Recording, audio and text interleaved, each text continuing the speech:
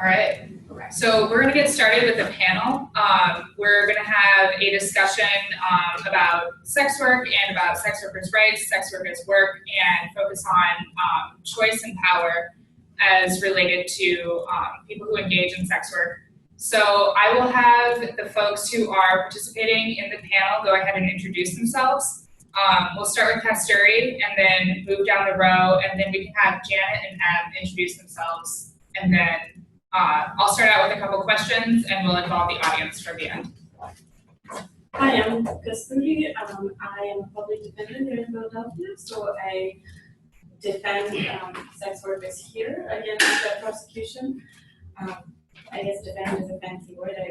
To be perfectly honest, I mostly just speak them out. I also interned with the Durbar back in 2006 when I was a law student, and studied the legal framework guiding sex work in India today. And I think I would like to speak a little bit to that. My name is Demeri. I'm the South Jersey Regional Director of New Jersey Umbrella Alliance. I'm based in Atlantic City. Most of my activities are just doing community outreach to sex workers, both street-based and online providers. And just kind of working on human rights violations. Yeah. I'm Lindsay, so I'm a facilitator locally for the Project Safe as a harm reduction organization for women surviving street economies. So we work with women in the sex trade and also women in the drug trade, not because they're co-occurring disorders, but because they're criminalized in very similar ways. So I'm very excited to talk about the legal framework. So most of my job is making sure we have, supplies to give to people and space to do things in. But I also work nationally with SWOP USA, it's the Sex Workers Outreach Project, which is this country's largest sex workers' rights organization. Also just trying to build capacity nationwide for people in the sex trade and people profiled as being in the sex trade. To sort of resist a lot of these legal problems and respond to this policy, but we've been on defense for many years now. I'm Aisha. I also volunteer with Project C in SWOP, and I'm also a family therapist, and my main work involves training other mental health providers on how to do sensitive, non-judgmental therapy from a harm reduction stance. I'm Janet. I'm the North Regional Director of the New Jersey Red Umbrella Alliance. I am here speaking from a sex worker's point of view who is just basically trying to deal with rights violations at the hands of law enforcement and governmental actors. That's just pretty much where I'm at right now, and backing Derek up in what he does. Mm-hmm.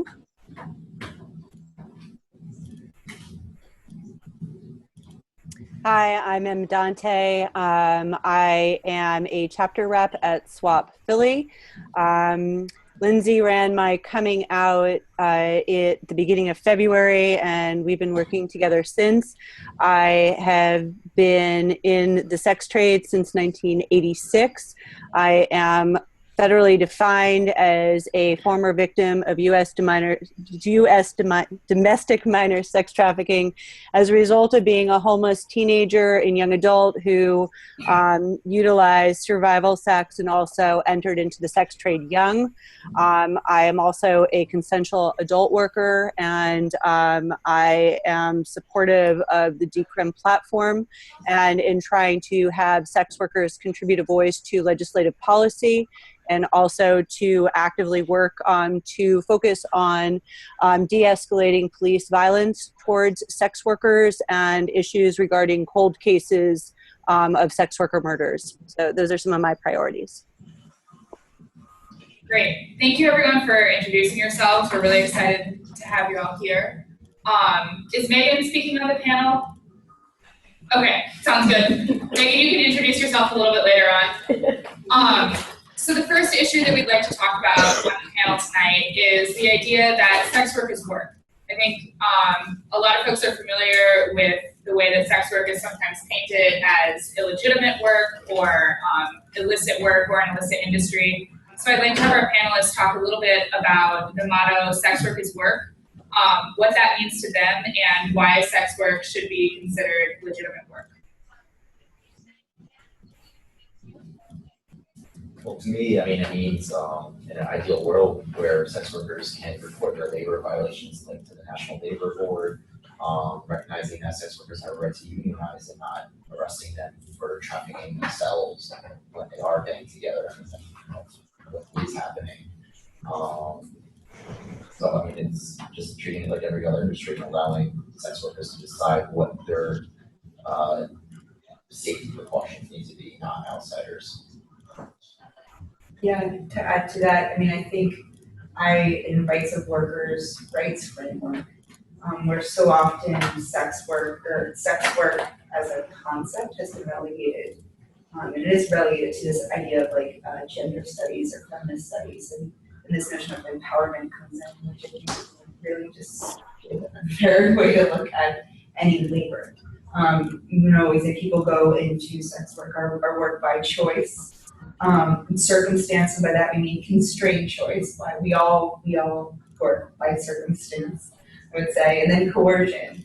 And I think, you know, that coercion piece is actually it becomes very complicated because there's human trafficking and coercive labor in many industries, and in no other of those industries are people who are advocating for the right to work also forced to answer to those questions like coercion. So I think you know, focusing on sex workers work helps us better understand the needs of consensual or circumstantial sex workers, and so we can distinguish them from people who are being exploited. I think from a therapeutic standpoint, if you see sex workers work, it opens up lots of entry points for therapists to intervene. So one of the ways would be to look at how workers in other industries are dealing with different kinds of harms and then borrowing those methods, or also having collaboration with workers in other industries to minimize harms in sex work, but also just helping sex workers who are clients, therapy clients, to have like a work-life balance, find healthier ways to work, and not try to get people to stop working, because I think for most sex workers, when they're going to therapy, that's not their agenda. Just to add to what the other panelists said, with Durbar specifically, you know, it's kind of a battle cry that sex work is work. It's a cry for legitimacy, and and they've kind of plugged in to the Marxist state of West Bengal that has had a history of being very, very labor friendly, and tapped into that trope to frame the discourse around sex work as being legitimate work. I mean, today we sit here and we say sex work and it seems like second nature, but you know, up to even 10, 15 years ago, people were using the term prostitution. I mean, they still are in many circles, and it's important to keep that in mind also. Yeah, I mean, from everything I've encountered, even people who do get involved in sex work for survival and people say, okay, the pimps are exploiting them, you know, a lot of these relationships are by choice. They are done with adults. And I've had interactions with them when I've come across them just getting locked up in stings, where I've been able to compare what they've told me. And I do get that understanding from their point of view, because these people are in relationships together for years. And even though the outsiders look at them as pimp and whore, they're still together on their own with nobody else for years, and they share children together. And maybe it's not so much the pimp is like, okay, he just deals with it. Yeah, he's gotten into the role, but it's not always what everybody thinks it is. Sometimes it is just, you know, he starts taking on other women because, well, you know, a man's going to cheat anyway. And something about this life, when you're in the street, the hoes will gravitate to each other, even in the street life. And if they sit there and say, well, that hoe's with him for a reason, so he must know what he's doing. So it is by choice, a lot of it. It's not always exploitation. Sometimes the women choose to sit there and say, well, that's my partner. When something happens to me, he's backing me up and taking care of me. And personally, I've just sat there and always been that renegade, you know, that renegade faggot bitch was always my nickname. But I used to get into arguments with these girls, and they used to, you're stealing my daddy's money. And my motto was, you know what, if he chose me the way you chose your folks and your daddy, well, then that's my money, not theirs. But either way, that conflict is always there between all the different classes of sex workers, but it still is by choice. Even when they try to say decriminalization is going to give the pimps power, sometimes these people fall into a pimp role without them really wanting to. It's just basically a boyfriend saying, damn, I'm going to support her because this is my child's mother, or this is someone that's been there for me. But they may not be in agreement with it, but the law is going to see them as pimp and trafficker, or, you know, this and this and that. And even in the life, this is the way their life is. I mean, I know people for more than 10 years, and they are free to do whatever they please, and they still have other wives-in-law. Oh, that's my wife-in-law. And really, how many years? So, I mean, I've seen it from all these different angles, and then you have the independents. So either way, this is still by people's own will. And yes, we can identify when there are minors in the trade. And that is good for decriminalization, so that we can kind of monitor to make sure the sex trade stays, you know, as safe as it really can be, and keep minors out of it. I recently, after a panel, had interaction with someone that came, I believe, from India, and she even shared with me the problems they had as well, were minors in the brothels. And the madams were too scared to speak out, because then the clients would complain and they would lose business. So if the clients like the minors, you know, this power was still in the customer's hand. So sometimes I feel like, you know, some things, you know, you're there by choice, but a lot of times you still aren't. Because these madams, she said the problem was they were being forced into allowing it to happen, because that was the way they maintained their livelihood, because they were in such an underdeveloped country, they had no other choices. So either way, you know, you really have to you look at each situation individually to see where they're coming from and how it's happening in that individual area. And just compare and see what is the best thing we can do harm reduction wise to keep minors out, and really keep people who want to do it by choice in, and not have everyone charged as a pimp who was really just there. You know, shit, when I did it, my kid's dad was my stay-at-home free babysitter. That was one less expense for me. And yeah, he had a bitch on the side, but he wasn't my man, but that was my free babysitter. I didn't want people calling him my pimp, because that's not what it was about. Like, he knew he had an allowance. Like, don't be taking more than that, because that's my shit. You know, like, we had that understanding. That's just my point of view.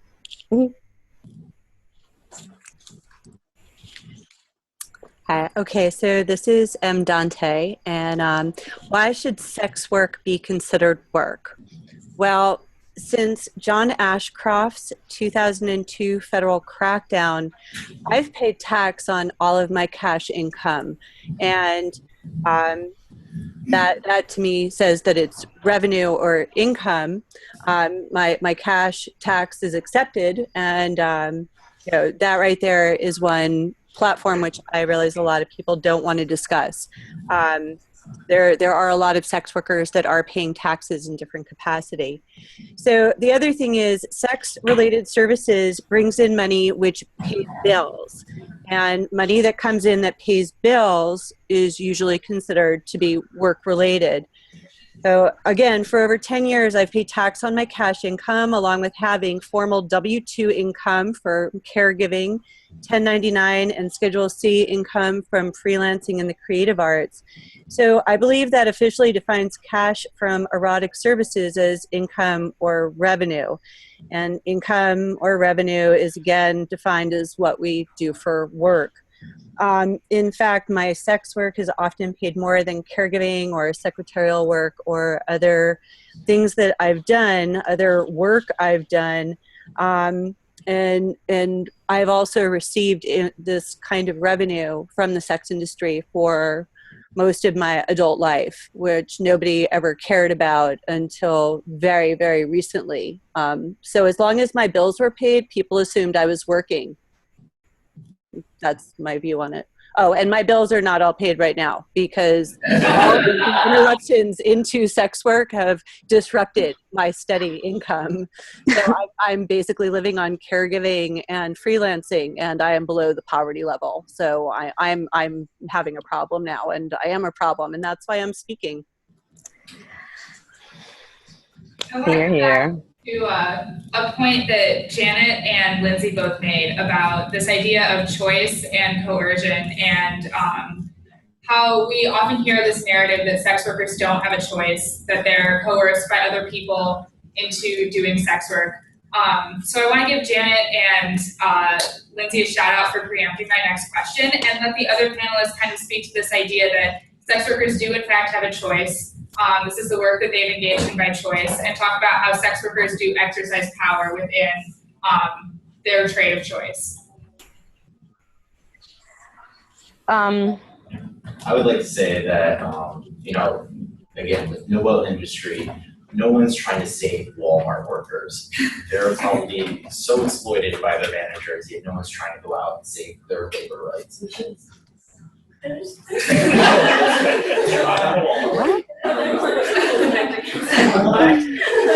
but you know, the point is that if people who are working minimum wage, I mean, they have such exploitative labor conditions. There's such a clear distinction between sex work and that. So why the difference? And again, it's this idea that sex work is immoral, it's wrong, it's dirty. I don't want to do it, so no one else should do it. And it's very forceful. My take on it. Yeah, just like historically, it stems from Western puritanical thought, and particularly like with second wave feminism from the 90s onwards and the anti-pornography movement. You know, it's coming from a bunch of fairly privileged white so-called radical feminists who think that a woman can never consent, essentially, to having sex with a man for money. It's always coercive, and that fundamentally underpins all the thought processes around not letting someone have autonomy over what they're doing to their body as long as it's sexual, no matter how else you might be exploited physically or mentally in any other profession. So I think we have to be cognizant of that, and also like just keeping Durbar in mind, like the thought process that these that is coming out of Western academia essentially is affecting developing countries, affecting policies there, and it's quite devastating, the effect on the ground for sex workers in all across the world, not just here. And at the crux of it is just this thought that you cannot consent to what's going on with your body, no matter how we feel differently about our right to privacy, and like we need to provide consent to have blood drawn from our body, but if we want to have sex with someone of our own free will, that's not really free will, it must be coerced in some ludicrous way. So I think it's also interesting the way choice and coercion mostly come up in conversations about female sex workers, whereas like for trans or male identified sex workers that like never comes up. But like the recent Red Boy raids, the way that it was talked about, there was never this element of trafficking, which I'm glad it wasn't there because that narrative is awful. But it was just interesting that it's also very gendered rhetoric. And I think that it also overlooks the many different ways that people do exercise choice in the sex industry. Like just if you are escorting, you can choose where to advertise, who you want to see, where you want to work, and all those different ways that people make choices are erased when sex work is only seen as coercion. yeah, and just like one other thing, like I think there's no like robust data set on how many sex workers identify as having been trafficked versus not. But my understanding is that it's a very small slice, like a couple percent out of every 100. And yet the discourse is just dominated by the specter of trafficked women, minor women. So And just to add to that, I mean, I think actually when this first sex workers work mantra came up, it was distinguishing, work is something that's not leisure. And we've sort of been forced into this discourse about coercion because of all the funding going to these anti-trafficking programs they come out of this like white feminist movement, and they're very well funded by these companies who benefit from other forms of labor trafficking that we do not talk about. But I think that's what also is part of this is the way that sex is seen and the way that sex is like broken down by different gender identities. You know, there's this idea that it's leisure and it can't possibly be work and formalized. And I think that's also the problem with the people who typically, you know, create policy and programming around sex workers. They are wealthy people who don't understand that a lot of people don't experience leisure at all. Like, they're always hustling. So, you know, sex work is, for a lot of women, we work with Project Safe, is one more hustle, and everything is a hustle. Like, people are selling their HIV medications, and so they're also selling their pussy 1 hour, you know? Like, I'm not gonna say they're selling their body, because I don't think that's they're selling a service or whatever. So I think that's an important thing. Hi, can I just see it up.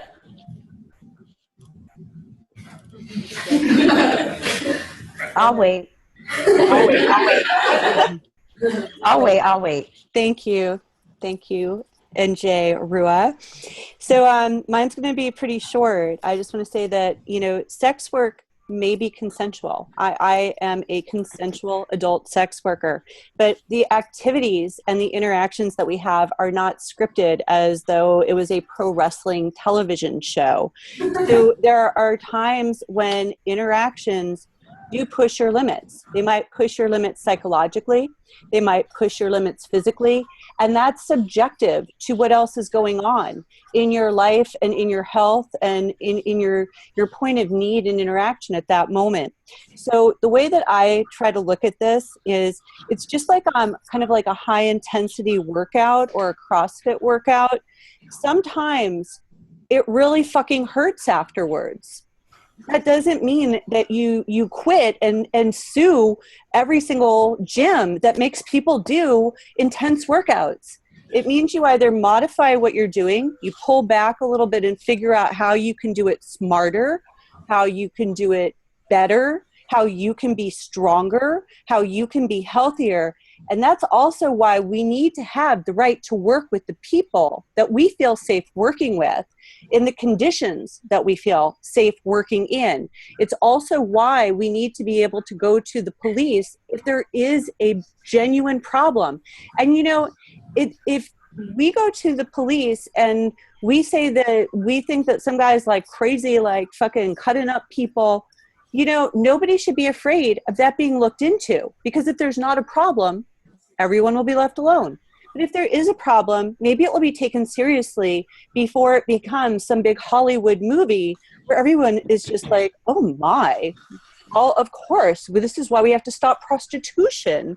It's not why we have to stop prostitution. It's why we have to stop the issues that prevent us from being able to work in a safe and comfortable way. So by taking this argument and making it so that we're using somebody else's narrative on what is force and coercion and what is consensual and what is not, as opposed to us being able to have equal protection under the law and equal access to services, that's the problem. We are allowing the people who want to change the entire contextual framework to dominate the narrative and to rule the language that we're using when it's not appropriate or applicable. And that's just my view on that.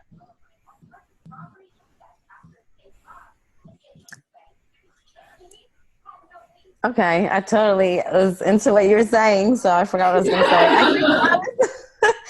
I totally agree with everything you say, because I've experienced almost everything you've described in some way, shape, or form.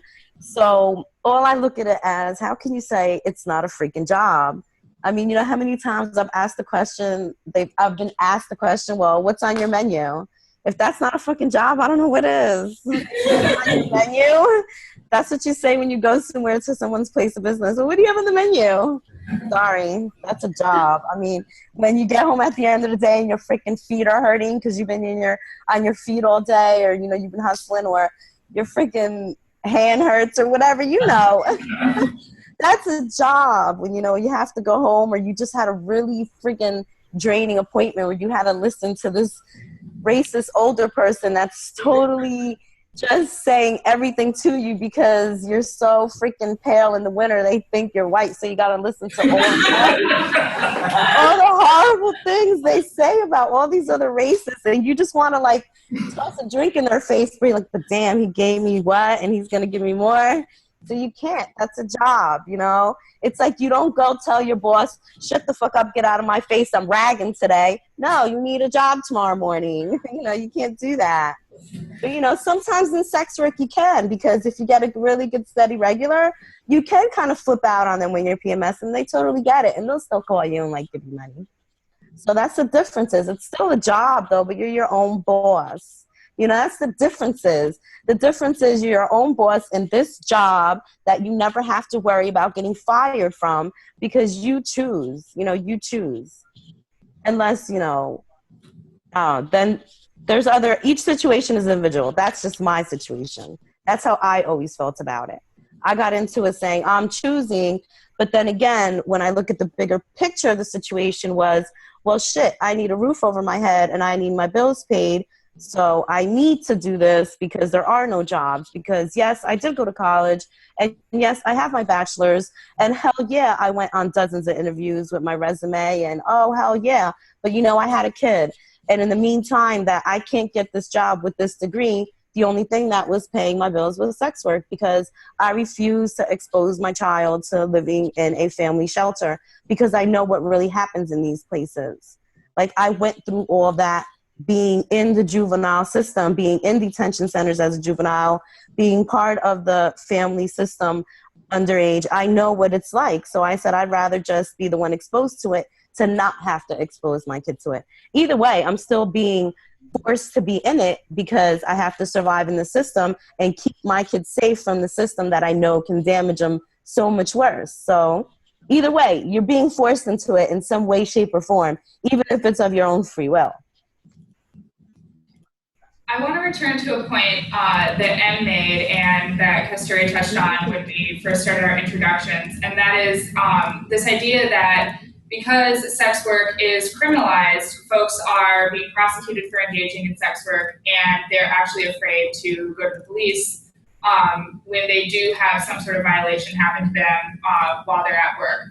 So if we could start with Kasturi and have our panelists go around and talk about some of the legal implications that come from criminalization of sex work that actually not only fail to protect the sex worker, but maybe would go so far as to cause them additional harm when they're interacting with the legal system. I mean, first off, like here in Philadelphia, and like in almost every other part of the US, it's straight up a crime to engage in sex work. So the prostitute, I'm going to use that term because that's how the Pennsylvania statute refers to a sex worker. A prostitute is a criminal. And there's no scope really for any trust to build between a prostitute and a cop, because the way a vice cop catches a prostitute in the act is to lure them into giving them a blowjob, or taking off all their clothes and then waiting for a whole team of male backup officers to walk into the hotel room before they accept the arrest. It goes on and on and on. And unfortunately for us as public defenders, there's really very little by way of a defense that we can advance in these cases. In a drug case, sometimes you can argue that the search was unconstitutional, you know, but the drugs are the drugs. In a prostitution case, it's kind of like, here's my client with a long record of prostitution, and here are these 8 cops who are going to say that she got into the car and agreed to give the guy a blowjob for $20. So, you know, you take a plea, and it's normally a probation term, and why on earth would a prostitute, someone who's branded like that and treated like a criminal by cops, sexually harassed the whole time she's out on the streets, why would she ever trust the police to take care of her physical, mental well-being in any shape or form? And that's how it is here. But like very briefly also, touching upon the way the law is in India, it's not criminal in India, it's quasi-criminal. And by that I mean that the act of prostitution itself is legal. However, soliciting sex is illegal. Procuring anyone for the sale of sex is illegal. and sharing in the proceeds of a sex worker is illegal. The idea being that sex workers are victims and we need to go after the pimps and the traffickers and the brothel madams and landlords. Of course, on the ground, it has very devastating effects on sex workers, and the scant data there is on the actual on-the-ground enforcement of this law is that like 90% of the people prosecuted and convicted are actually sex workers themselves, and they're convicted for soliciting sex. I mean, I think it's important to realize that even if we got rid of prostitution laws, laws against solicitation, as you mentioned, loitering laws, panhandling laws, those can all be used against street workers. So those need to be considered if we are talking about legal change. But also that cops are very corrupt, and so many cops will force people involved in the sex trade to give a blowjob. If they see them walking down the street and they say, give me a blowjob and I'll let you go, otherwise you're going to jail. And that's the reality of it. Those are my thoughts that come to my mind. Yeah, I mean, there's a quote from Melissa Grant's book, what's it? Playing the board. Playing the Whore. Sex work is a crime of talking. So actually, I'd say what I've seen is they don't even have to promise anything or do anything. Most of these raid style actually more often happen over in other countries, because here, I was working with the human trafficking intervention courts in New York, where we saw women who were arrested, and the reasons they were arrested is that they were wearing shorts, and that's signs that they were loitering. I think it's also important to say that 92% of the women arrested were African American. I don't think 90% of the women in Brooklyn are African American. So what we're seeing here is kind of like war on drugs policing tactics. They don't even have to plant drugs on anyone anymore. They can say, oh, you have condoms, and that's technically illegal, but they're finding any reason to say if someone's in an area of high prostitution or in a bad neighborhood, right? Which we all know what that means. This person then must be loitering. So it's really widening the net and really empowering law enforcement and prosecution. So it's really interesting to hear your insight as a public defender. And I'd say what we've done in Project Safe, and it's a very common practice worldwide, is we've developed a bad date alert. We just facilitate this program that the women working mainly in this part of Philadelphia, that there is a lot of street-based sex work, and the cops exploit that as much as possible. If someone experiences what's called a bad date, so whether they were assaulted or the client took their money back at the end of it, or any variation of what could go wrong, they will report that to us, and then we just add it to this ongoing list we have with a way to identify that client, or even third parties, like what's called a pimp. Someone will say, this person says they'll help you out, they will, so they can identify them. So I think there's a lot of really interesting ways we can look beyond law enforcement to resolving these issues of safety that happen. Actually, one of the things that we should do is get a photograph of all the vice cops and give that out to people so they know not to get into those cars. It is, after all, a confined population, identifiable. Yeah, and the women we work with are really, a lot of them already know them, right? And I have to say our last 4 reports they were police officers. So then I called them as and I was like, what are you doing about this? They're like, oh, well, a lot of guys dress up as cops to get stuff. I don't think the women who've been trading sex for 20 years, they know the hustle. So it's really interesting, and there's really smart ways that when we work with, they notice that most cops use rental cars to go on check and split up. And what they're doing is they're asking a poor person if they need a ride home, and then trick them. And most of the women who end up getting arrested are desperate. So it's really predatory policing. Yeah. So I'll stop talking. Sorry, I can talk forever. I was just thinking about the Don's Court. It's a diversion program in Philadelphia where if you've been arrested a bunch of times, you maybe, if you are lucky, get this option. So you can't get the option if you're trans or if you're male identified. It's only open to women. And it's only if the DA thinks that you would be a good fit for the program. So if you're young or have a drug problem or are using substances, then you're not really a good fit. So he tends to choose women who are older for this program. And the program also assumes that sex work is equates sex work with trauma, so they mandate trauma counseling.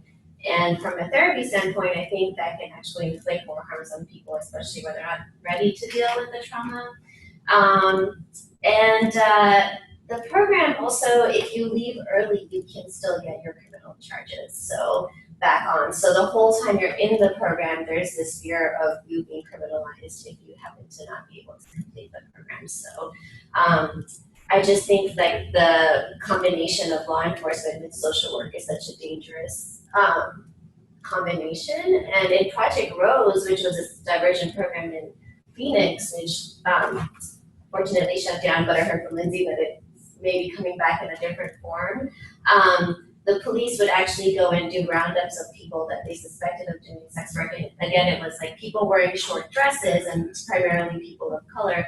And that's what happened with Monica Jones, who was a trans woman of color who happened to be walking down the street after protesting Project Rose. And she was picked up because she was wearing a short dress, and the police profiled her as a sex worker for manifesting prostitution. So in Arizona, you can basically the police officer can arrest you if he thinks that you look like a prostitute. They did appeal that law, and I'm not sure, I don't know if anyone got overturned. They refused to go on with the charges because the law is so obviously unconstitutional. So It's on the books, but clearly they can't enforce it. but most people take a plea. Yeah, It's really yeah, important. so they could still charge someone And I think with Monica's case, it was so high profile that they had more than they expected, whereas certainly. most people don't have that kind of publicity. Yeah. Well, my personal experiences with law enforcement, I mean, I've gone through most of those. I've been trapped into walking into an appointment, and if you don't do it, I'll arrest you. Another one where right after I called internal affairs, they intentionally did a sweep where, because I've worked for so many years, not as an informant for law enforcement, but I've worked with them where they've been my customers. I knew they were police, and I told them they were police. And I guess I should have paid attention to the little nod the bartender gave me, but yeah, they made me get undressed, they fondled me, they had me fondle them, and then they let all the cops in. You know, I mean, it's just, they do whatever they want to do, they get away with stuff, and there really isn't too much you can do, because once they have all that evidence against you, you can't really take something like that to trial. You just have to plea out to it. But how do you plea out to something when they violated so many of your rights and broke so many laws just to get all this on you? Either way, it's not a win-win. And an attorney will take your money for it, but they will not defend you properly on it, because they know that in the long run, they have to work with these prosecutors again. And there's no way in hell they're going to properly defend the prostitute where she's going against police procedure and really, really fight hard for her, because they know, damn, well, if I beat the cops on this one for just a whore, I'm never going to be able to defend anybody else properly, because then they're going to be after me. Nobody's really willing to risk their career as a reputable attorney to defend a whore on something that is against the government.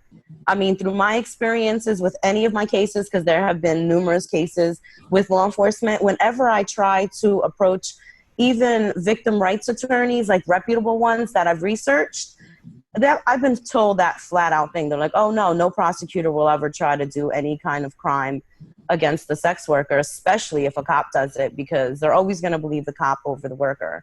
So that's, I mean, I just agree with everything everyone said when it comes to interactions with law enforcement. You really can't be safe, because they're the ones that are going to exploit you the most, especially the ones who work a lot of overtime. I mean, they'll try to throw in one of those, give me a freebie when they're on break, just so they don't get in trouble. Because then if you try to report it, they'll be like, oh no, we had them off on break at that time. I mean, you just, there's too many factors that's working for them and against us.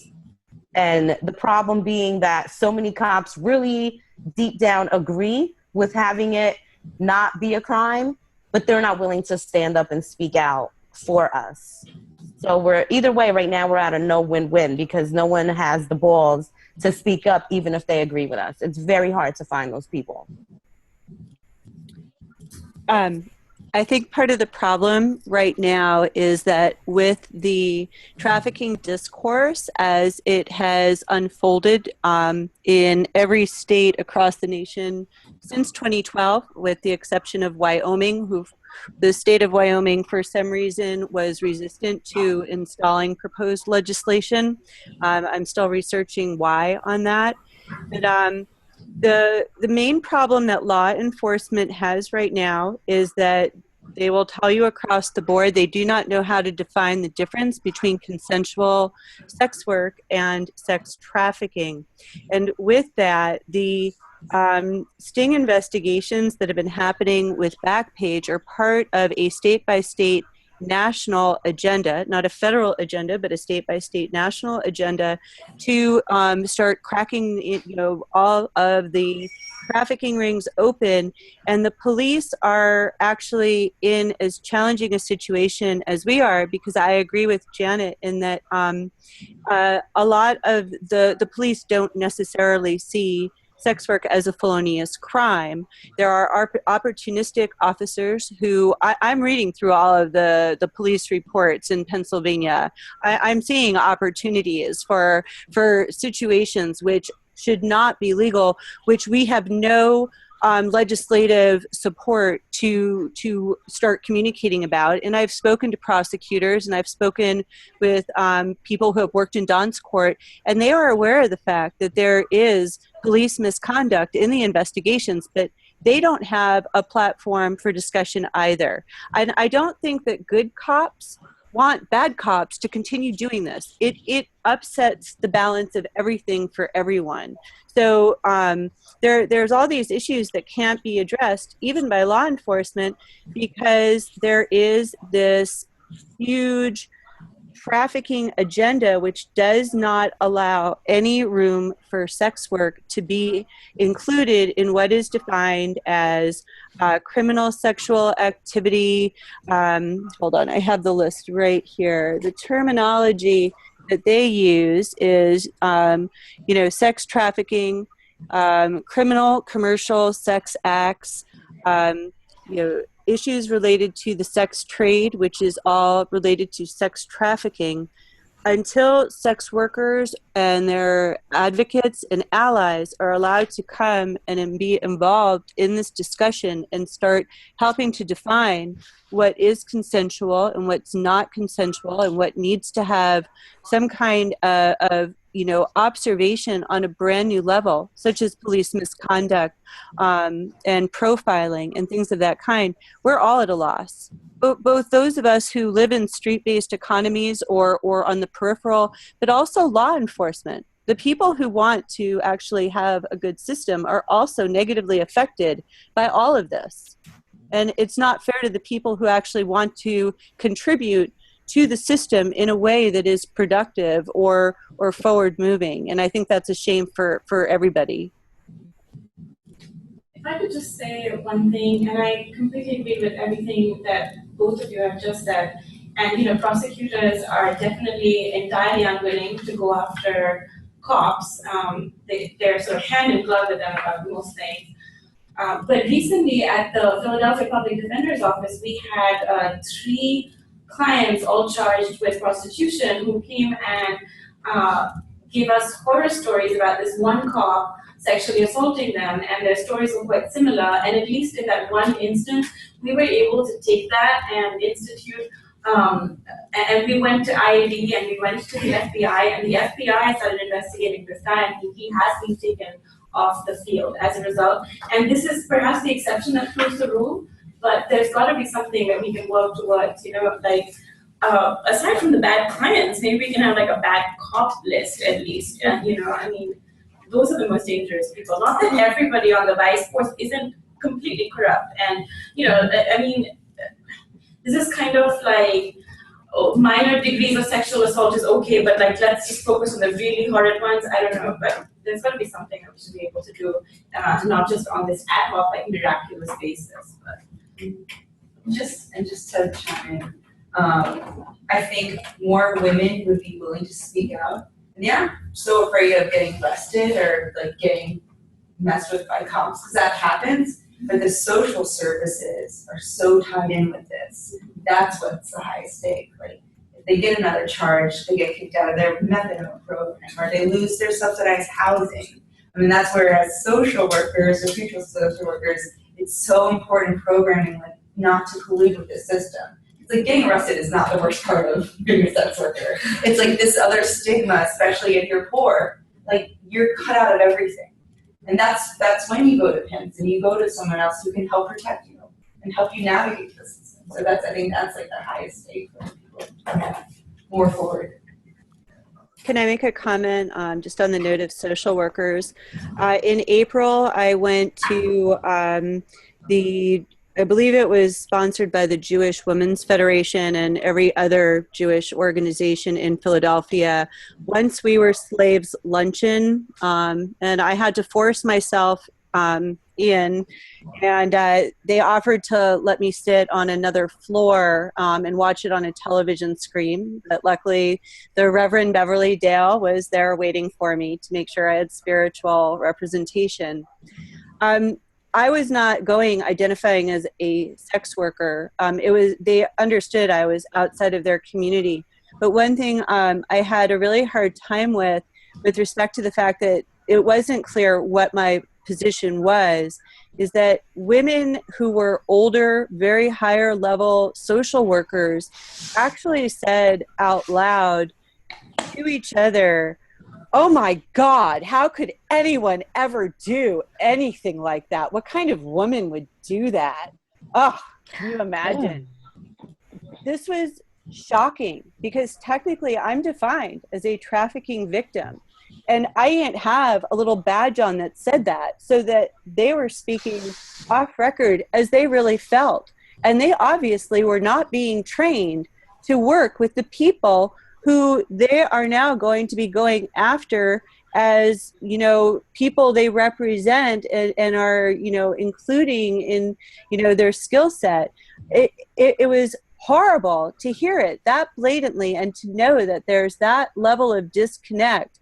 How are those people supposed to really offer true answers and solutions to the complex problems that are going on in neighborhoods that they don't understand or have any connection with? Just they go to a luncheon and now they say they get it, but they're gonna like have that side chat with their friends during it. What? I was horrified. And I did write a letter to the Jewish Women's Federation, and I CC'd it to every single Jewish organization that participated. No one responded. Not a single person responded until they were forced to at the Philadelphia Anti-Trafficking Coalition meeting when they saw me in person, and they were forced in front of a group of people to say, "Oh, I got your email, and I never heard back from you when I emailed you back." Well, I have an academic GNet that has really strong search capacity. I know they never emailed me. So then they also lied in front of the Anti-Trafficking Coalition because they knew how awkward it was. That's saying we need to reach out to our professionals that are now working in interdisciplinary teams with the prison system and law enforcement, because they're obviously not being trained well enough to really start handling the tasks that are ahead. So in the interest of time, we do need to end the panel right here. We're going to take about a 5-minute break before we connect to, what did you say?